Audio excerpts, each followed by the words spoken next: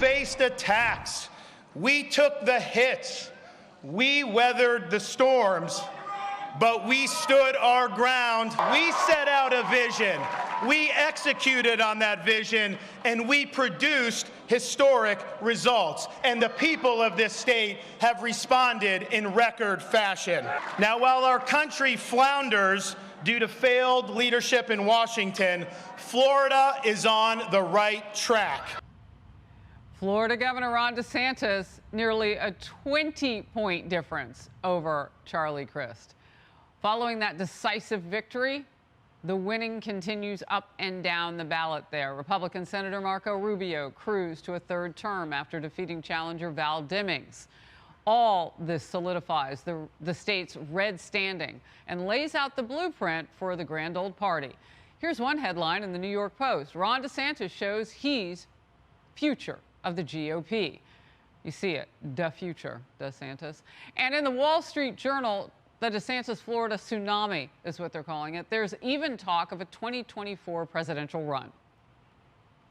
I think Ron DeSantis got a huge boost and is much more likely to run for president now than we would have guessed. I think DeSantis is probably the biggest single winner of the night, and that means he will overnight be, for everybody who doesn't want President Trump, Ron DeSantis will now become far and away the leading alternative and a superstar.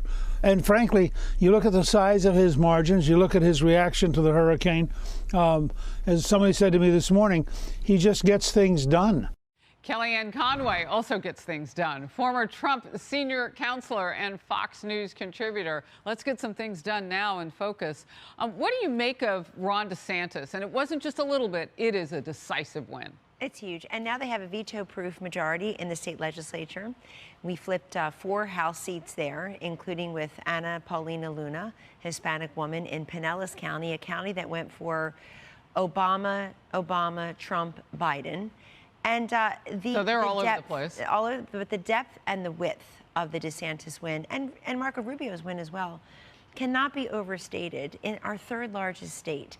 And I believe that last night one of the sub-themes is, do I have confidence in your competence as my governor?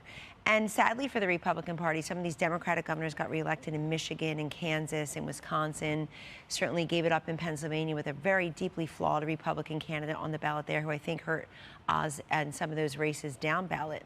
But in Florida, you look at Miami-Dade, a lot of talk about that. You look at Palm Beach County. These were 2 of the 3 counties in the hot seat when it came to hanging chads 22 years ago. When you look at Miami-Dade, I think Trump lost it by 30 points. DeSantis lost it by 20, then Trump lost it by 7, and now DeSantis won it. So you see this, you know, when you have trends over time, and it's not just a sugar high because of one election, those trends are durable and lasting. I look beyond Florida also. We have Iowa was a clean sweep. We're picking up congressional seats on Long Island, in New Jersey, in California. So I think everything all being told, we're going to have a decent night, and Nancy Pelosi will no longer be speaker. As you were talking about Miami-Dade County, we popped up some numbers. Let's put those back up just so we can see those. And that's, you know, how the vote has gone from 2018 to 2022. And just look at where Ron DeSantis has gone. I mean, what is it about Miami-Dade that's necessarily changing? You did have a lot of New Yorkers move there. Yes. During the pandemic. But Harris, they left their ideology behind here in New York. Yeah. That's a concern. People like me who look at data, that's a concern that we always have, which is that when you have this influx of folks who are, coming from blue areas, blue states, blue cities, will they leave their blue state ideology Arizona's behind or bring it with them? Same thing with all the Californians. And it's very clear in Florida that they're so impressed with the competence of Governor DeSantis. And let me say something else about him. He does a lot of press conferences on any number of issues, workforce development, the taking on Disney, education, keep the kids in class and keep businesses open, and so on and so forth. It's still a state that has no state income tax, which is very attractive. He's kept that. But it's also a state that has a surplus, so he can spend money on things that people need and not the way they do it in Washington. And I think most importantly, nobody can see a hurricane coming. And his test of leadership in just the last several weeks with the hurricane, I think people saw a different Ron DeSantis. And what you never know what you're made of, the metal, METTLE, until things like that happen. But it's a big night. And obviously, he also, spent some of his political currency going and campaigning for other Republican gubernatorial candidates across the country. So talk to that issue, if you would. You saw Glenn Youngkin do that, governor of Virginia, Yes. do that as well. How much of that is important? It's not an endorsement as much as it is, these are people in the party who've won on certain issues. So it's not just some big name coming in to kind of, prop you up by the shoulder pad. And but DeSantis wins on the issue consistently of, I'm going to get things done that nobody expects, like the causeway connecting Sanibel after a hurricane. Everybody said that was going to take. Engineers I talked to, months to a year.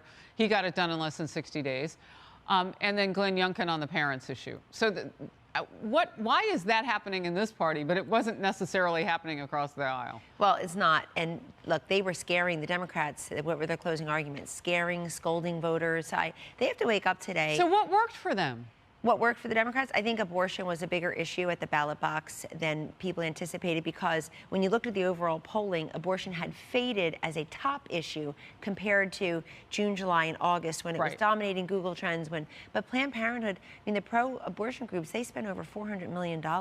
That's, probably all told $500 million. And I think it was very important, and they probably banked those votes a little bit early. When you ask people what's the most important issue, abortion may fade a little bit because people are they're overtaken by inflation, and they're overtaken by their concern about the border and for some crime, and certainly parents and education. I'm grateful every day that Glenn Youngkin and Ron DeSantis are strong Republican conservative governors who are unafraid to take chances. And we have many. Kim Reynolds got reelected in Iowa, Greg Abbott in Texas, McMaster in South Carolina. Certainly we have very strong Republican governors. And I think last night people said, you're competent. You've done a great job. I'm going to reward you for that and have 4 more years with you. I also think we're going to pick up the governorship in Nevada. I've been saying that all week. Joe Lombardo, former sheriff of Clark County, we haven't talked veteran, about that. and Sisolak, who is the governor, sitting governor, Democrat in Nevada, he locked down his state. If you look at the lost learning and the small businesses that have disappeared forever in that state, Harris, that's going to cost him that governorship. Talk to me about what you anticipate to come next. We've got toss-up states. We know we were just covering Wisconsin because we have a reporter on the ground there. So we're waiting moment by moment to confirm it here at Fox, what's going on in that race. But, there were some calls, well, you could see as many as 54 seats for Republicans. What happened? Well, we would never have 54 seats in 2022. That would never happen because there weren't 54 seats available. You're never going to have a 1994 situation or even a 2010 63-seat shellacking for President Obama, as he called it. Why? Because, well, number one, the Republicans banked 14 of those seats in 2020. And not a single Republican incumbent lost in the House in 2020. That's almost unheard of. Plus, they turned 14 blue to red, even though Biden became president. Number two, both parties are guilty of gerrymandering and redistricting in a way that has left so few competitive seats that you just can't grab it. I think that my predictions were somewhere between 20 and 22. That may fall short, but I think a lot of these in the House, a lot of these are still not being called, and I think the Republicans have a great shot of ending up with 51 Senate seats because Adam Laxalt feels good. I just talked to him about just trying to get the facts. What remains? It looks like the incumbent there, Catherine Cortez Masto, first Latina woman, she didn't really perform as well among Hispanics as she needed to. Clark County, it looks like she performed about 5%, but we have a lot of outstanding votes. In Nevada, Harris, you take your ballot to the polling place. They have 280 silver boxes in Clark County alone, I believe. They're still looking at Washoe County, still looking at some of the rural votes. So we have to keep our eyes open on that. Oh, real quickly, we had gotten word that they are working on putting together very soon, Maricopa County, a news conference. I want to get your thoughts just quickly on Arizona. Carrie Lake was someone who had, just so much momentum going in for the governor's race against Katie Hobbs. She sued a month ago. Yes. Carrie Lake did, saying that we need to go to paper ballots in the state of Arizona. Machines are going to fail. And we saw 20% of the 223 locations with those tabulation machines having trouble. We still don't know exactly the number. And as you and I talk about it, it's happening. Let's go live to Maricopa County right now, where they are updating the situation. What are they going to do to rectify the fact that people had to do it differently yesterday, and they are still counting? Let's watch. Of that signature affidavit. Then we load that into our database and we review the signature. Once the signature is matched, we send it forward to a bipartisan ballot processing team. What that team is that team sits over there. It's a bipartisan team, different parties sitting across from each other, taking those ballots out of the green affidavit envelopes, making sure that the ballot isn't damaged, making sure that it's not torn, making sure that it doesn't have red ink on it, making sure that it doesn't have coffee on it, anything that would inhibit it from being tabulated. So as I mentioned, we've already processed those, and that was about 86,000. We've sent those ahead to the board for tabulation. Now, we also received approximately 50,000 early ballots on Monday. So those were dropped off and received on Monday. Those ballots are currently undergoing processing. So again, they've already undergone that signature review process. They've been signature verified. They've gone through that audit queue, and now they're with the bipartisan team. We will have those done today, and then they will be moved forward to, again, the board for tabulation.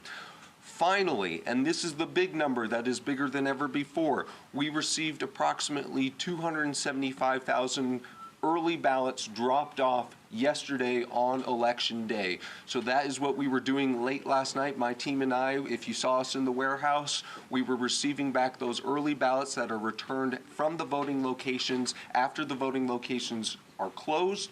We're then sorting those. We're then processing those, we're sending them in, we're image capturing that signature, and what we will be doing today and tomorrow and the next day is we will be reviewing the signatures of all of those 275,000. Once they go through signature verification, once they are deemed good signature, once they go through an audit queue, then they can be sent ahead to the board for tabulation. This number is immense. And it's a conversation that... Alrighty, so the main detail there is how much more counting they have to do and how many more ballots. He said 86,000 votes, signature reviewed. Now they're before a bipartisan review team and so on and so forth. Maricopa County is important in the count for Arizona. Kellyanne Conway back with me now. What is going on here? Republicans changed the laws down there. That's embarrassing for them. They can't count in the same day? I think the ballots were on the ballot yesterday, too. It's quite embarrassing when you can't do what Florida, Ohio, and I think Oregon does a pretty good job of count your early vote, and then you match the day of voting, and you tell us on election night, Harris, drum roll please, who prevailed in these races. Now, we all knew that from 2 years ago. We know Florida had, it was a laughing stock of the world after 2000 with the hanging chads and got their act together, invested. But all the state legislatures have to make this a priority because our one person, one vote is sacrosanct in the Constitution. It's the most equalizing factor for each of us is to have one vote no matter who we are. And people feel like that can be imperiled, or they actually feel it's not as transparent. They don't understand. They're a little confused. We have to start investing in this. Look, Arizona under Governor Ducey, Republican state legislator, did a great thing on school choice and educational freedom. They ought to be able to do that on election. But let's be patient and wait for every vote, every legal vote to be counted. Yeah, I mean, we don't have in Arizona and Nevada and other places where some of these races are too close to call. I know a different network called it for Senator Ron Johnson in Wisconsin this morning, but it matters. We have to be patient and vigilant because our democracy deserves nothing less than that. Yeah. Just one other thing. The Secretary of State was running in this race.